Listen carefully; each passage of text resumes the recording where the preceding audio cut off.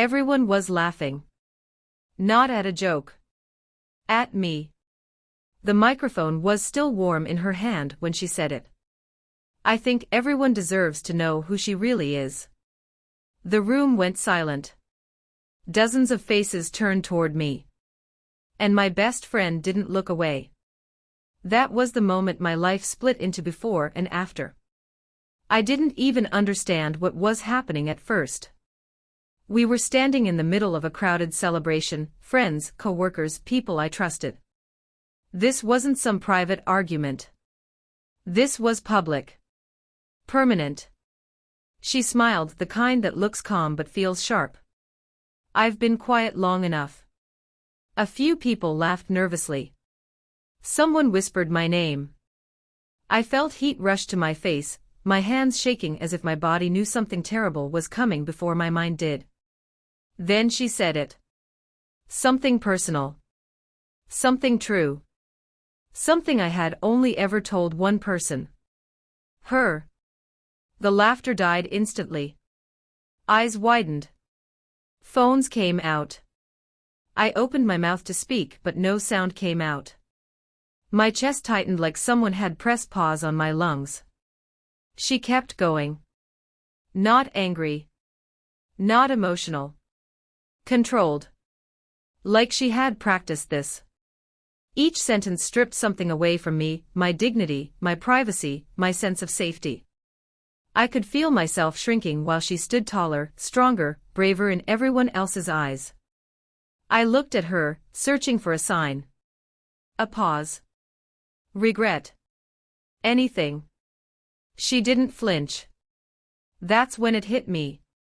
This wasn't an accident. This wasn't a slip. This was a choice. An hour earlier, she had hugged me. Told me she was proud of me. Called me her sister. And now. I was standing in front of a crowd, exposed, humiliated, and completely alone. People didn't know where to look. Some avoided my eyes. Others stared like they were watching a scene from a movie they'd forget by tomorrow, but I would live with forever. I finally stepped back. No one stopped me. As I walked away, I heard her voice again behind me, lighter now, almost relieved. I just couldn't lie anymore. That sentence followed me out of the room. What no one there knew. What she thought she had buried. Was that this moment wasn't the end of my story. It was the beginning of hers. Because the truth she told that night wasn't the only truth. And the secret she exposed wasn't the most dangerous one in the room. I didn't cry that night. Not because I was strong. But because my body didn't know how yet. I went home, shut the door, and sat on the floor in the dark. My phone kept vibrating. Messages. Missed calls. People asking if I was okay. People asking if what she said was true. I didn't answer any of them. Because the question echoing in my head was louder than all of it. Why would she do that to me? She wasn't just my best friend. She was the person who knew every version of me, the insecure one, the hopeful one, the broken one I never showed anyone else. We had grown up side by side, survived things together, protected each other. Or so I thought. The humiliation didn't end when I left the room. It followed me home. It lived in the silence. In the way my name suddenly felt heavy. By morning, the story had already changed. Her version. In it, she was finally brave. She was telling the truth. She was the one people applauded for speaking up. And I was the problem. That's when I started noticing something I had ignored for years. She had always needed to be the stronger one. The admired one. The good one. Whenever something good happened to me, she smiled, but only for a second. Whenever I struggled, she leaned in a little closer. She was supportive, yes, but only when I stayed smaller than her. I used to think that was friendship. I didn't realize it was a balance. And that night, the balance shifted. The thing she exposed, the secret, wasn't even what hurt the most. It was how she used it. She didn't share it out of concern. She shared it to redirect attention. Because there was something happening in her life that night too. Something she didn't want anyone to look at too closely. Something that could have shattered the image she had built so carefully. So she did the smartest thing she could think of. She pointed at me. And the crowd followed. I replayed the moment over and over. Her calm voice. Her steady hands. Her certainty. That's when I realized the truth that made my stomach drop. She had been preparing for this long before that night. Every secret I trusted her with. Every fear I confessed. Every vulnerable moment I thought was safe. She had been collecting them. Not to protect me. But to use, if she ever needed to. And now I understood something else too. This wasn't just betrayal. This was strategy. She didn't destroy me because she hated me. She did it because, in that moment, I was useful. What she didn't know, what she never considered, was that when you expose someone publicly, you don't just take their dignity. You give them nothing left to lose. And that changes everything. I didn't post explanations. I didn't clear my name. I didn't beg anyone to understand. That surprised people.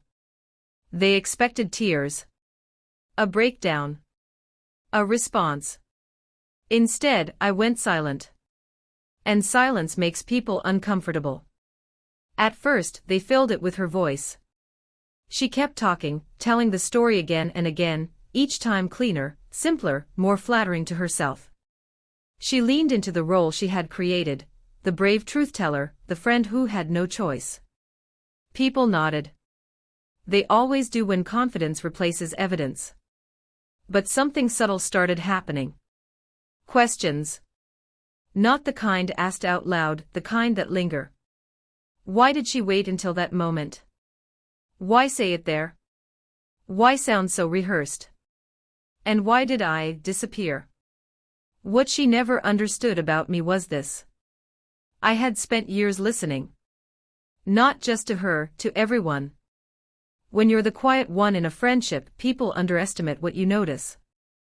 They don't realize you remember dates, patterns, contradictions.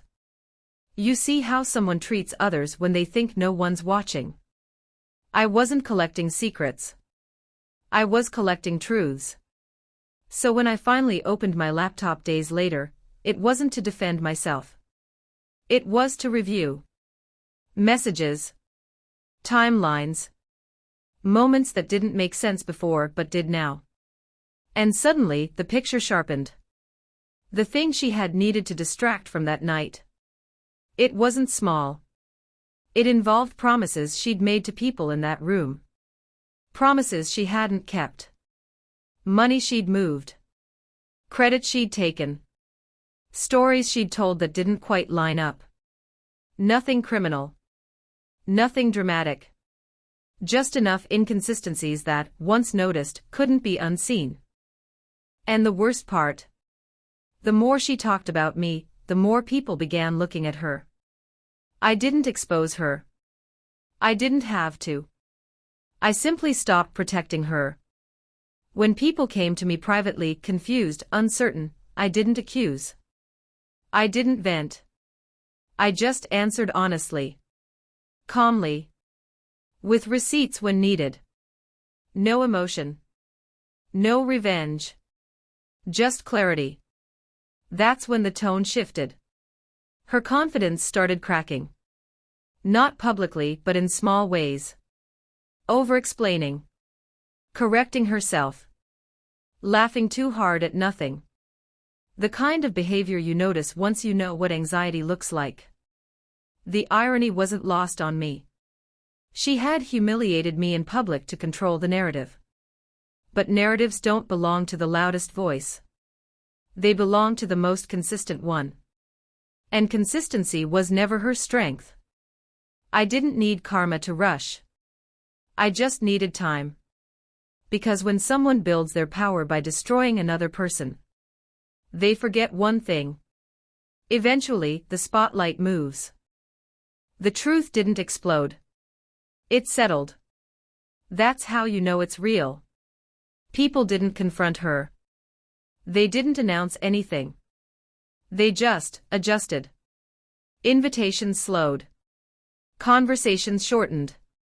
Trust thinned out in ways that couldn't be argued against.